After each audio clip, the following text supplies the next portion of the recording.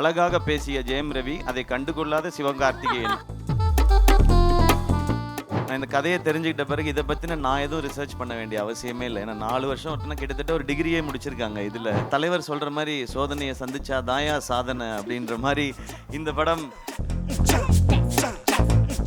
Moment மட்டும் அவருடைய first film promotion வந்து நான் இது ஹோஸ்ட் பண்ணும்போது அதுக்கு வந்தார். அப்பாவோட வந்தார். அது என்னோட டீம் இந்த பராசக்தி இவ்வளவு பெரிய ஒரு ஒரு ஃபிலிமாகவும் ஒரு எக்ஸ்பீரியன்ஸாகவும் மாறி இருக்கிறது காரணமான இங்கே இருக்கிற அத்தனை பேருக்கும், இங்கே வர முடியாத அத்தனை பேருக்கும் என்னுடைய நன்றி, வணக்கம். பராசக்தி ஒரு 1960களில் நடந்த ஒரு விஷயத்தை வச்சு அதை சுற்றி ஒரு கதையை அமைச்சிருந்தாங்க சுதா மேம். இந்த படம் பண்ணுறதுக்கு மிக முக்கியமான காரணம் என்ன அப்படின்னு கேட்டிங்கன்னா, இந்த கதை அப்படின்றத தாண்டி ஃபஸ்ட் ரீசன் வந்து சுதாக்குங்கிற மேம் தான். அவங்க தான் ஃபஸ்ட் ரீசன். ஏன்னா அவங்க இந்த படம் பண்ணலான்னு சொல்லும்போது பண்ணலாம், அதுக்கப்புறம் தான் நான் பண்ணலான்னு முடிவு எடுத்துகிட்டு தான் இந்த ஸ்கிரிப்டை படித்தேனே நான். ஏன்னா அவங்க எவ்வளோ மெனக்கெட்டு இருந்தாங்கன்னா, இந்த படத்துக்காக கிட்டத்தட்ட ஒரு 4-5 ஆண்டுகள் இந்த படத்துக்காக அவங்க ஸ்பெண்ட் பண்ணியிருக்காங்க. ஸோ நான் இந்த கதையை தெரிஞ்சுக்கிட்ட பிறகு இதை பற்றின நான் எதுவும் ரிசர்ச் பண்ண வேண்டிய அவசியமே இல்லை. ஏன்னா 4 வருஷம் ஒருத்தனா கிட்டத்தட்ட ஒரு டிகிரியே முடிச்சிருக்காங்க. இதில் ஒரு யூஜி பிஜி எல்லாம் முடிச்சிருக்காங்க. ஸோ அவங்க என்ன சொல்கிறாங்களோ அதை செஞ்சால் போதுன்றது தான் இருந்தது. இதில் இந்த படம் பண்ணுறது ஒரு பெரிய சவால் எல்லாருக்குமே. நடிக்கிறதா இருக்கட்டும், இந்த கேரக்டரை ஏற்றுக்கிறதா இருக்கட்டும், ஸோ எல்லோரும் இந்த சவாலுக்கு தயாராக இருந்தோம். மேம்க்குமே இது ரொம்ப சேலஞ்சிங்கான ஒரு விஷயமாக தான் எடுத்து பண்ணியிருக்காங்க. பட் இந்த மாதிரி சவால்களை தலைவர் சொல்கிற மாதிரி சோதனையை சந்திச்சா தாயா சாதனை அப்படின்ற மாதிரி இந்த படம் அப்படி ஒரு சாதனையாக தான் இருக்கும்னு நான் நம்புகிறேன். ஏன்னா அவ்வளோ விஷயங்களை கடந்து வந்திருக்கோம். அண்ட் தேங்க்யூ ஆகாஷ் ப்ரோ, இந்த படத்தோட ப்ரொடியூசர் நீங்கள், இந்த படத்தை நீங்கள் சிரத்தை எடுத்து பண்ணதுக்கு. அண்ட் அதை தாண்டி படங்கள் நிறையா பண்ணிகிட்டே இருக்கோம். ஒரு படம் எடுக்கிறது மட்டும் இல்லை, அதை கொண்டு போய் மக்கள்கிட்ட சேர்க்கறது ரொம்ப முக்கியம். அது என்ன மாதிரி வகையில் இந்த படத்தை புரிஞ்சுக்கிட்டு செய்கிறதுன்னு ஒன்று இருக்குல்ல, அதுக்கு இந்த ஈவெண்ட்டும் ஒரு எக்ஸாம்பிள் நினைக்கிறேன். ஸோ உங்களுக்கும் உங்கள் டீமுக்கும் வாழ்த்துக்கள், நன்றி. அதுக்கப்புறம் நான் ஆக்சுவலாக எல்லாரை பற்றியும் நான் ஆடியோ லான்ச்சில் தான் பேசணும்னு வச்சுருந்தேன். ஏன்னா நிறையா இருக்குது எனக்கு ஒவ்வொருத்தருக்கும் 10 நிமிஷம் இருக்குது. ஒரு எபிசோடாக வச்சுருக்கேன். இங்கே மற்றவங்கெல்லாம் பேசிட்டதுனால நான் ஒரு வரியாவது பேசணும் மேம். இல்லைன்னா யூடியூப்பில் வந்து அழகாக பேசிய ஜெயம் ரவி, அதை கண்டுகொள்ளாத சிவகார்த்திகேயன் அப்படின்னு போடுவாங்க. அதனால் நான் 2 வரியாவது பேசிடுறேன். அண்ட் அதர்வா ப்ரோ, இவருக்கு எனக்குமான ஈக்குவேஷன் வந்து சாப்பாட்டில் தான் எங்களுடைய கனெக்ஷனே. அவர் நல்லா ஃபிட்டாக இருக்கார், என்னைய டெசர்ட் சாப்பிட வச்சுருவார். அவரானா அப்புறமா ஒர்க் அவுட் பண்ணிடுவார்னு நினைக்கிறேன். நான் அந்த சந்தோஷத்துலேயே தூங்கிடுவேன். அடுத்த நாள் ஐயோ கொஞ்சம் வெயிட் போட்டுமே அந்த மாதிரி இருக்கும். பட் ஒரு பிரதர் பாண்டிங்குன்றது நீங்கள் படத்தில் பார்க்குறது நடிப்பு இல்லை, உண்மையாக அவருக்கு என் மேலே இருக்கிற கேர், எனக்கு அவர் மேலே இருக்கிற கேர். எனக்கு அவரோட ஒரு ஸ்பெஷல் மொமெண்ட் மட்டும், அவருடைய ஃபஸ்ட்டு ஃபிலிம் ப்ரமோஷன் வந்து நான் இது ஹோஸ்ட் பண்ணும்போது அதுக்கு வந்தார். அப்பாவோட வந்தார். அது எனக்கு ரொம்ப ஒரு மறக்க முடியாத ஒரு எபிசோடு. இன்றைக்கி நான் அவரோட சேர்ந்து இந்த படம் பண்ணுறேன்றது எனக்கு ரொம்ப ஸ்பெஷலாக இருக்குது. அண்ட் மேம், உங்களை பற்றி இதுக்கு மேலே நான் சொல்ல போகிறதில்ல, ஆனால் நிறையா இருக்குது. எபிசோடெல்லாம் வச்சுருக்கேன் நான், அது ஆடியோ லான்ச்சில் பார்த்து. And Sreeleela, very happy. உங்களோட first Tamil film. Welcome. Tamil audience உங்களுக்கு தெரியும், இங்கே வந்து ரொம்ப பயங்கரமான பர்ஃபார்மராக இருக்கணும்னு அவசியம் இல்லை, ஆனால் முயற்சி இருக்குன்னா அவங்க தட்டி தூக்கிட்டு வந்து மேலே கொண்டு போய் வச்சுடுவாங்க. அப்படி வந்தவன் தான் நாளாக. So welcome. அது இந்த மாதிரி ஒரு படத்தில் இருக்கிறது ரொம்ப சந்தோஷம். கொஞ்சமாக டான்ஸ் வச்சதுக்காக டான்ஸ் மாஸ்டருக்கு நன்றி. உங்கள் ஸ்பீடுக்கு டான்ஸ் வைக்கல இந்த படத்தில், அதில் நான் ரொம்ப ஹாப்பி. அண்ட் ரவி மோகன் சார், தேங்க்யூ, நீங்கள் இதை அக்செப்ட் பண்ணிக்கிட்டதுக்கு இந்த ரோலை.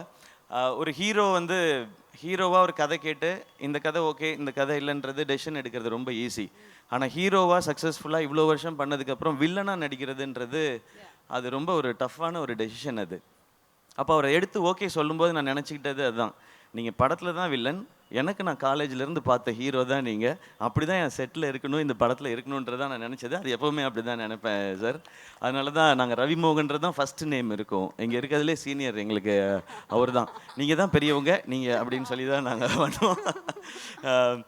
ஜிவி ப்ரோ, ஜிவியோட 100th ஃபிலிம். நான் இப்போ தான் சொல்லிட்டு இருந்தேன், அம்மா கேட்டாங்க, ஜிவி பிரகாஷ் 100 படம் பண்ணிருச்சுப்பா, சின்ன குழந்தையிலேருந்து மியூசிக் போடுதோ அப்படின்னு இன்னைக்கு காலையில் கேட்டாங்க. அந்த விகடன் இன்டர்வியூ பார்த்துட்டு, அம்மாம்மா அவர் சின்ன வயசுலேருந்து ஆரம்பிச்சாருமா, நான் குழந்தையா இருக்கும்போதில் மியூசிக் டேரக்டர்லாம் 10 படம் 15 படம்லாம் பண்ணலாமா, அதனால அவன் 100 படம் பண்ணிருச்சுப்பா, பெரிய விஷயம்னு சொல்லிட்டு இருந்தாங்க. உண்மையிலே பெரிய விஷயம் தான். 100 படம் பண்ணுறதில்ல, அதுக்குள்ளே எல்லா ஜானரும் பண்ணிட்டார் அவர். ஸோ அவருக்கு இப்போ பாருங்களேன் பீரியட் ஃபிலிம் பண்ணும்போதே ஏற்கனவே 1001 இருக்குது, ஒரு மதராசப்பட்டினம் இருக்குது, பராசக்தி இருக்குன்னு போது அதுக்குள்ளே எப்படி வெரைட்டி கொடுக்கணுன்ற இந்த சாங்ஸ்க்கும் பிஜிஎம்ஸ்க்கும் ரொம்ப ரொம்ப தேங்க்ஸ் ஜிவி. இன்னும் நிறையா இருக்குது உங்களை பற்றி பேச வேண்டியது. ஆடியோ லான்ச்சில் வச்சுக்கிறேன் வாடி. அண்ட் எல்லா டெக்னீஷியன்ஸ்க்கும் ரொம்ப தேங்க்ஸ். ஏன்னா இது 25th ஃபிலிம், ரொம்ப ஸ்பெஷலாக. இது 25th ஃபிலிம் ஆனதுக்கு காரணமும் ஆகாஷ் தான். நான் இன்னொரு படம் பண்ணிட்டு இந்த படம் பண்ணலான் போது ஆனால் இது 25th ஃபிலிமாக இருக்கணும் போது எனக்கு சொன்னேன் இதை விட ஒரு ஸ்பெஷல் ஃபிலிம் 25th ஃபிலிமுக்கு கிடைக்குமான்னு தெரியல.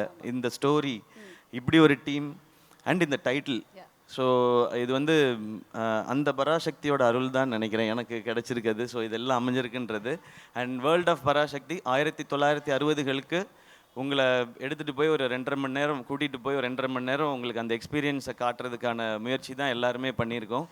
இந்த படம் ரொம்ப ரொம்ப முக்கியமான ஒரு பிரச்சனையை பேசும். ஆனால் அது கூடவே காதல், பாசம், வீரம், புரட்சின்னு எல்லாமே பேசுகிற படமாக இருக்கும். இந்த பொங்கலுக்கு பராசக்தி ஒரு நல்ல செலிப்ரேஷனாக இருக்கும். எல்லாரும் தேட்டரில் பாருங்கள். இந்த இடத்தையும் உங்களுக்கு ஃப்ரீ டைம் இருந்ததுன்னா வந்து எக்ஸ்பீரியன்ஸ் பண்ணுங்கள். ஃப்ரீ டைமில் கண்டிப்பாக வரணும். அப்படி நான் சொல்லக்கூடாது இல்லை. ஏன்டா எங்களுக்கு எவ்வளோ வேலை இருக்குது, நீ என்னடா கண்டிப்பாக வரணுன்ற அப்படின்னு கேட்பாங்க. உங்களுக்கு தெரியாது மேடையில் பேசுறது எவ்வளோ கஷ்டம்னு. நாளைக்கு யோசிச்சு பேசிகிட்டு இருக்கோம். ஸோ ஃப்ரீ டைம் இருக்கும்போது வந்து பாருங்கள். ஏன்னா வீக்கெண்ட் வந்துருச்சு இல்லையா? ஸோ எங்கேயாவது இந்த பக்கமாக அப்படி போகும்போது வாங்க, ஓ இதெல்லாம் பண்ணியிருக்கீங்களான் இருக்கும். எனக்கு அந்த செவர்லே கார்லாம் பார்க்கும்போது அந்த மாதிரி ஒரு எக்ஸ்பீரியன்ஸ் தான் இருந்தது. நான் அதெல்லாம் கேள்விப்பட்டிருக்கேன், கேட்டிருக்கேன். அது நேரில் பார்க்கும்போதோ அது அனுபவிக்கும் போதோ அது ஒரு புது ஃபீல் அது. அண்ட் இந்த இடத்துல இந்த ஈவெண்ட் நடக்கிறது சூப்பர். ஆமாம். ஸோ இந்த ஃபிலிமே அப்படி தான். இந்த ஃபிலிம் ஒரு பிளெஸிங் அப்படி தான் நான் நினைக்கிறேன். ஓகே, சிவகார்த்திகனோட முதல் படங்கள்லாம் வந்து பார்த்தா நம்மள அப்படியே சிரிக்க வச்சு ஹாப்பியாக ஃபீல் பண்ண வச்சிருப்பாரு. அதுக்கப்புறம் அமரனில் தேம்பி அழுக வச்சிங்க கடைசியில் கிளைமேக்ஸில். இந்த படத்தில் எங்களுக்கு எந்த மாதிரி ஒரு அனுபவம், ஒரு ஃபீல் வந்து கிடைக்க போகுது உங்ககிட்ட இருந்து? இன்ஸ்பைரிங் ஃபீல் கிடைக்கும். எல்லாருக்கும் ரொம்ப இன்ஸ்பைரிங்காக இருக்கும் இந்த படம் பார்க்கும்பொழுது.